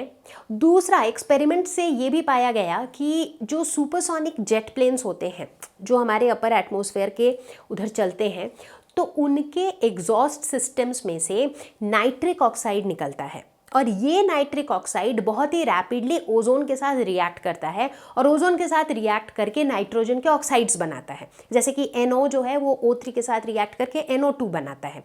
तो ऐसे रिएक्शन की वजह से क्या हो रहा है, जितना वहाँ से, जितना सुपरसोनिक जेट प्लेन्स से जितना नाइट्रिक ऑक्साइड निकलेगा, उतना ही वो ओजोन को भी रिएक्ट करा लेगा अपने साथ, यानी कि उतना ही वो ओजोन को ख़त्म करता रहेगा, and this may result in the depletion of the ozone layer. तो बच्चों, अब हम बात करने वाले हैं सल्फर के एलोट्रॉपिक फॉर्म्स के बारे में। तो सल्फर के भी कई एलोट्रॉप्स होते हैं, जैसे कि डिफरेंट फॉर्म्स जिसमें सल्फर एग्जिस्ट कर सकता है। इनमें से हम दो इंपॉर्टेंट एलोट्रॉप्स के बारे में बात करेंगे, जिन्हें हम कहते हैं alpha sulphur and beta sulphur. Alpha sulphur का एक दूसरा नाम भी है which is rhombic. Beta sulphur का एक दूसरा नाम है विच इज़ मोनोक्लिनिक। अब नाम से ही पता चल रहा है, रोम्बिक, मोनोक्लिनिक, ये कहाँ से आए हैं ये नाम? ये इनके क्रिस्टल के स्ट्रक्चर से आए हैं, राइट? जब हमने पहला चैप्टर पढ़ा था क्लास 12th केमिस्ट्री का सॉलिड स्टेट, उसके अंदर हमने ये सारे अलग अलग क्रिस्टल लैटिसेस के बारे में डिस्कस किया था, राइट? तो फिलहाल हमारा फोकस है alpha sulphur and beta sulphur पे। तो देखो, इन दोनों को अगर कंपेयर किया जाए तो हम देखते हैं कि रूम टेम्परेचर में अल्फा सल्फर जो है दैट इज़ मोर स्टेबल, ठीक है? रूम टेम्परेचर में अल्फा सल्फर स्टेबल रहता है, लेकिन जैसे ही एक पर्टिकुलर टेम्परेचर आता है 369 केल्विन, उस टेम्परेचर पे आते ही अल्फा सल्फर क्या होता है, वो बीटा सल्फर में कन्वर्ट हो जाता है। इसका मतलब 369 केल्विन के ऊपर, अबव 369 केल्विन, कौन सा वाला सल्फर ज़्यादा स्टेबल होता है? बीटा सल्फर, क्योंकि 369 केल्विन इस टेम्परेचर में सारा का सारा अल्फा सल्फर जो है वो बीटा सल्फर में चेंज हो जाता है। तो 369 केल्विन इस टेम्परेचर के नीचे अल्फा सल्फर स्टेबल होता है, इस टेम्परेचर के ऊपर बीटा सल्फर स्टेबल होता है, ठीक है? And what about this temperature at 369 kelvin, ये दोनों ही फॉर्म्स स्टेबल होते हैं। तो इस टेम्परेचर को हम कहते हैं ट्रांजिशन टेम्परेचर, क्योंकि ट्रांजिशन हो रहा होता है ना, कभी अल्फा टू बीटा, कभी बीटा टू अल्फा। तो चलो अल्फा सल्फर और बीटा सल्फर के कुछ और प्रॉपर्टीज़ की बात करते हैं। तो let's talk about their solubility. तो अगर वाटर की बात करें तो नॉट सॉल्युबल इन वाटर। अगर ऑर्गेनिक सॉल्वेंट्स की बात करें, जैसे कि ईथर, जैसे कि बेंजीन, जैसे कि अल्कोहल, तो इनमें भी ये बहुत स्लाइटली सॉल्युबल होते हैं। लेकिन in CS2 that is carbon disulphide, इसमें ये काफ़ी रेडिली डिजॉल्व हो जाते हैं। Both the alpha and the beta sulphur they are readily soluble in CS2, ठीक है? बात करें अगर स्ट्रक्चर की, तो दोनों में ही, अल्फा सल्फर हो या बीटा सल्फर हो, दोनों में ही S8 मॉलिक्यूल्स होते हैं, एंड दे आर लाइक अलग अलग पैटर्न में वो अरेंज्ड होते हैं and they have a crown shape. तो प्यारे बच्चों, अब हम बात करने वाले हैं सल्फर के ऑक्साइड्स के बारे में। एब्सोल्युटली। तो शुरुआत करेंगे SO2 यानी कि सल्फर डाइऑक्साइड के साथ। तो सबसे पहले बात करेंगे इसके स्ट्रक्चर के बारे में। तो सल्फर डाइऑक्साइड जो है ये एंगुलर स्ट्रक्चर होता है इसका। अगर हम सल्फर पे फोकस करें तो ये sp2 हाइब्रिडाइज्ड होता है, जिसकी वजह से इसका ये एंगुलर स्ट्रक्चर है। सल्फर जो है 2 ऑक्सीजन के साथ बॉन्ड्स बनाता है, लेकिन साथ ही सल्फर के ऊपर होते हैं लोन पेयर ऑफ इलेक्ट्रॉन्स। तो कुल मिला के इन सारे चीज़ों के होने की वजह से SO2 का जो शेप होता है that is a bent shape with a bond angle of 119.5 degrees. Now SO2 के स्ट्रक्चर के बारे में एक और खास बात है, एक और खास कॉन्सेप्ट यहाँ पे छुपा है and that is resonance. Absolutely. तो ये जो 2 स्ट्रक्चर्स हमें दिख रहे हैं, ये दोनों स्ट्रक्चर्स क्या हैं? They are canonical structures. हमने रेजोनेंस पढ़ रखा है, राइट? रेजोनेंस में हम किस चीज़ की बात करते हैं? हम कहते हैं कि भाई जो इलेक्ट्रॉन आप देख रहे हो ना यहाँ पे, जो पाई इलेक्ट्रॉन, जो डबल बॉन्ड दिख रहा है, कभी डबल बॉन्ड इधर है, कभी डबल बॉन्ड उधर है, राइट? बट ये हो क्या रहा है? ये जो पाई इलेक्ट्रॉन्स है ना, they are delocalized pi electrons, वो स्थिर से एक जगह नहीं बैठ सकते, वो इधर उधर कूदते रहते हैं।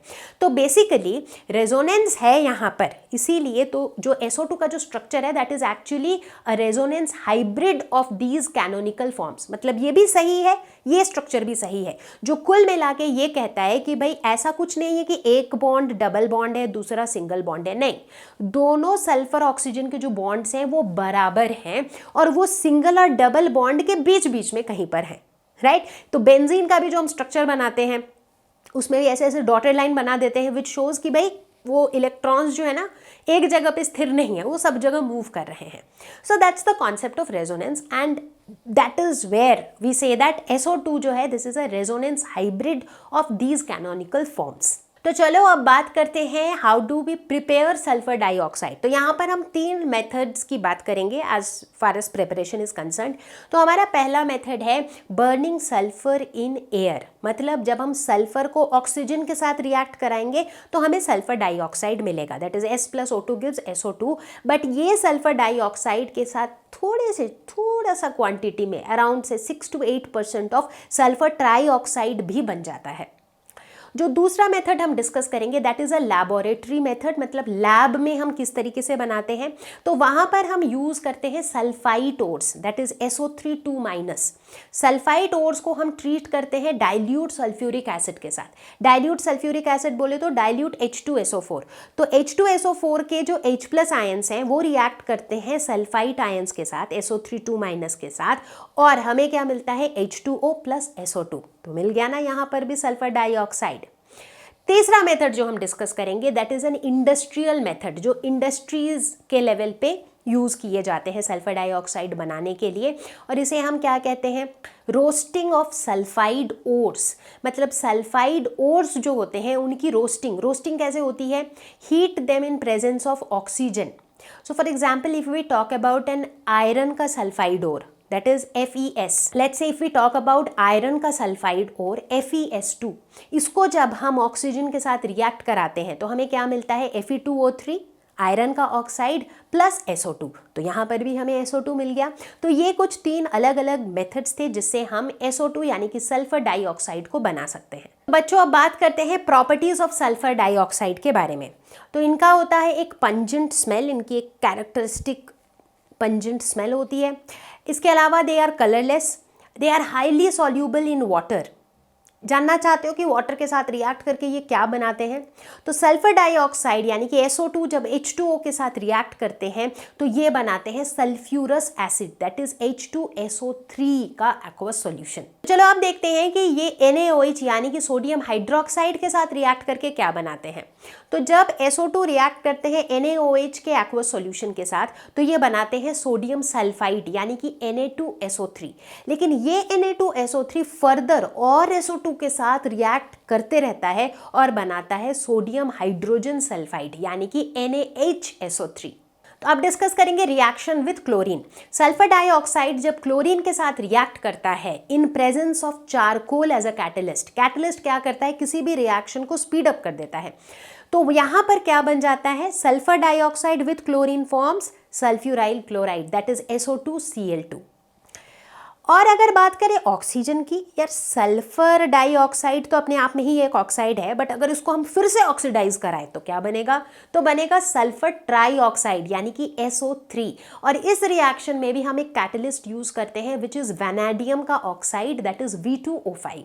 कहाँ कहाँ यूज करते हैं हम सल्फर डाइऑक्साइड को? इसे हम प्रिजर्वेटिव की तरह यूज करते हैं, इसे हम डिसइंफेक्टेंट की तरह यूज करते हैं, इसे हम वूल एंड सिल्क को ब्लीच करने के लिए यूज करते हैं। इनफैक्ट बहुत सारे इंडस्ट्रियल केमिकल्स के मैन्युफैक्चर में भी ये यूजफुल होता है, जैसे कि सल्फ्यूरिक एसिड, जैसे कि सोडियम हाइड्रोजन सल्फाइड वगैरह वगैरह। तो बच्चों अब हम बात करने वाले हैं ऑक्सो एसिड्स ऑफ सल्फर के बारे में। अब सल्फर जो है कई सारे ऑक्सो एसिड्स बनाता है। ऑक्सो एसिड्स क्या होता है? एसिड्स कंटेनिंग ऑक्सीजन, मतलब जिनके अंदर ऑक्सीजन हो, ऐसे एसिड्स। तो जैसा कि मैंने बोला कि सल्फर ऐसे कई ऑक्सो एसिड्स बनाता है, हालांकि उनमें से काफ़ी सारे अनस्टेबल होते हैं, इतने अनस्टेबल होते हैं कि हम उन्हें अलग से आइसोलेट कर ही नहीं सकते हैं। तो चलो पहले तो देखते हैं कुछ ऐसे इंपॉर्टेंट ऑक्सो एसिड्स सल्फर के, जैसे कि सल्फ्यूरस एसिड H2SO3, जैसे कि sulphuric acid the most popular one H2SO4, जैसे कि पर oxo disulphuric acid that is H2S2O8, जैसे कि pyrosulphuric acid that is H2S2O7। तो ये सारे कुछ ऐसे एग्जाम्पल्स हैं सल्फर के ऑक्सो एसिड्स के। तो अभी फिलहाल हम जो सबसे ज़्यादा पॉपुलर है दैट इज सल्फ्यूरिक एसिड के प्रॉपर्टीज़ के बारे में थोड़ा और डिटेल में डिस्कस करेंगे। तो चलो बात करते हैं सल्फ्यूरिक एसिड के प्रॉपर्टीज़ के बारे में। तो ये एक कलरलेस लिक्विड है, ये डेंस होता है, ऑयली नेचर का होता है। इसके अलावा ये वाटर के साथ रिएक्ट करता है, और जब रिएक्ट करता है तो खूब सारा हीट रिलीज होता है। इनफैक्ट दैट इज़ वाई जब भी आप केमिस्ट्री लैब में काम करते हो तो आपको स्पेशली बोला जाता है कि कॉन्सेंट्रेटेड सल्फ्यूरिक एसिड को अगर पानी के साथ मिला के उसका सॉल्यूशन बना रहे हो तो बहुत ही केयरफुली बनाना है। In fact there is a process that you have to follow. अचानक से अगर कॉन्सेंट्रेटेड सल्फ्यूरिक एसिड को पानी में डाल दिया तो इतना हीट प्रोड्यूस होगा that it can harm you, it can burn you. तो इसीलिए कैसे करते हैं, बहुत थोड़ा थोड़ा क्वांटिटी में मिलाओ और उसको कॉन्स्टेंटली स्टर करते जाओ। जब आप उसको कॉन्स्टेंटली स्टर करते जाओगे तो एक बार में खूब सारा हीट रिलीज अचानक से नहीं होगा। प्रॉपर्टी की बात करें तो इसकी वोलेटिलिटी काफ़ी लो होती है, it is not volatile that much. और अगर इसके एसिडिक कैरेक्टर की बात करें तो it is a very strong acid, तो काफ़ी स्ट्रॉन्ग एसिडिक कैरेक्टर होता है। और ये हम देख सकते हैं इसके आयोनाइजेशन से। तो अगर हम देखें H2SO4 का आयोनाइजेशन तो उसमें हम क्या देखते हैं, जो आयोनाइजेशन कांस्टेंट Ka की वैल्यू है दैट इज़ क्वाइट हाई। और आयोनाइजेशन कांस्टेंट की वैल्यू अगर बहुत हाई है, इसका क्या मतलब होता है, इसका मतलब वो जो एसिड है वो to some extent, to a large extent वो कंप्लीटली आयोनाइज हो जा रहा है, यानी कि it is a strong acid. So H2SO4 is definitely a strong acid. Concentrated H2SO4 is a strong dehydrating agent. Dehydrating agent मतलब जो दूसरों से वाटर निकाल ले, मतलब इट इज़ लाइक गीले कपड़ों को हम वॉशिंग मशीन के ड्रायर में डालते हैं तो वो ड्रायर क्या करता है, उनमें से पूरा पानी निचोड़ लेता है, राइट। तो समथिंग लाइक दैट। तो जो कॉन्सेंट्रेटेड H2SO4 है ये काफ़ी सारे ऑर्गेनिक कंपाउंड्स में से पूरा पानी निचोड़ के अलग निकाल देता है, right, and that is why it is a dehydrating agent. अब यहाँ पर एक कंडीशन है हालांकि कि प्रोवाइडेड ये डिहाइड्रेटिंग एजेंट की तरह काम तभी करेगा प्रोवाइडेड वो जो कंपाउंड है वो H2SO4 के साथ रिएक्ट न कर जाए, क्योंकि अगर वो उसके साथ रिएक्ट करता होगा तब तो वो दोनों मिल करके कुछ और बना देंगे, राइट। जैसे for example let's talk about sugar, cane sugar C12H22O11, ठीक है। इसको अगर हम H2SO4 के साथ रिएक्ट कराते हैं तो रिएक्शन कैसा होता है, ये इसमें से पूरे वाटर को अलग निकाल देता है। H2O अलग निकल गया, बाकी बचा कार्बन, कार्बन अलग निकल गया, right. So that's why it's a strong dehydrating agent. It is also a quite decent oxidising agent. Yes, काफ़ी मतलब मॉडरेटली स्ट्रॉन्ग ऑक्सीडाइजिंग एजेंट हम कह सकते हैं। ये काफ़ी चीज़ों को ऑक्सीडाइज कर देता है, और ऑक्सीडाइजिंग एजेंट है मतलब दूसरों को ऑक्सीडाइज करता है, तो खुद क्या होता होगा, रिड्यूस होता होगा ऑब्वियसली। तो H2SO4 खुद जो है वो SO2 यानी कि सल्फर डाइऑक्साइड में रिड्यूस हो जाता है। तो यहाँ पर अगर हम एग्जाम्पल देखें कॉपर का, सल्फर का, कार्बन का, इन सारे रिएक्शंस में देखो H2SO4 जो है ये एक ऑक्सीडाइजिंग एजेंट की तरह काम कर रहा है, खुद तो ये SO2 में रिड्यूस हो जा रहा है, लेकिन जो दूसरा हमारा एलिमेंट है, चाहे सल्फर है चाहे कार्बन है, इनको ऑक्सीडाइज कर दे रहा है। तो बच्चों सल्फ्यूरिक एसिड के अगर हम यूजेस की बात करें तो it is a very important material in industrial processes. मतलब पता है ये इंडस्ट्रियल प्रोसेसेस में कितना इंपॉर्टेंट मटेरियल है। कई बार तो इस तरह से बात की जाती है कि कोई एक कंट्री है या कोई एक नेशन है, उसका इंडस्ट्रियल कितना स्ट्रांग है, उसका इंडस्ट्रियल स्ट्रेंथ डिफाइन ही इस बात से होता है कि उनके पास कितना सल्फ्यूरिक एसिड है। मतलब वो कितना सल्फ्यूरिक एसिड प्रोड्यूस कर सकते हैं, वो कितना सल्फ्यूरिक एसिड कंज्यूम करते हैं। तो आप खुद सोच के देखो कि सल्फ्यूरिक एसिड इंडस्ट्रियल प्रोसेसेस में कितना बड़ा रोल प्ले करता है। इसके अलावा ये फर्टिलाइजर्स के मैन्युफैक्चर में यूजफुल होता है, और fertilisers anyways helps in agriculture, it helps in manufacture of paints, it is also useful in the detergent industry. तो बच्चा पार्टी इसी के साथ हम आ पहुंचे हैं इस वीडियो के एंड तक। तो इस वीडियो के अंदर हमने कवर किया है पूरा का पूरा ऑक्सीजन फैमिली यानी कि ग्रुप 16। इसके बाद आएगा पी ब्लॉक एलिमेंट्स का एक और वीडियो जिसके अंदर हम कवर करेंगे ग्रुप 17 एंड ग्रुप 18। तो मुझे पूरी उम्मीद है कि इस पूरे वीडियो को आपने देख लिया है, तभी आप यहाँ तक पहुंचे हो, और इसे देखने के बाद आपके सारे कॉन्सेप्ट्स हुए होंगे क्रिस्टल क्लियर, और आपने वीडियो के साथ साथ खुद के नोट्स भी बनाए होंगे। अगर आपके कॉन्सेप्ट्स हुए हैं क्रिस्टल क्लियर तो कॉमेंट्स में जरूर लिख के बताना कि कॉन्सेप्ट हुआ क्रिस्टल क्लियर। और मैं आपको जल्दी ही मिलती हूँ एक और नए वीडियो के साथ, एक और नए टॉपिक के साथ। तब तक के लिए stay home, stay safe, take care, bye bye.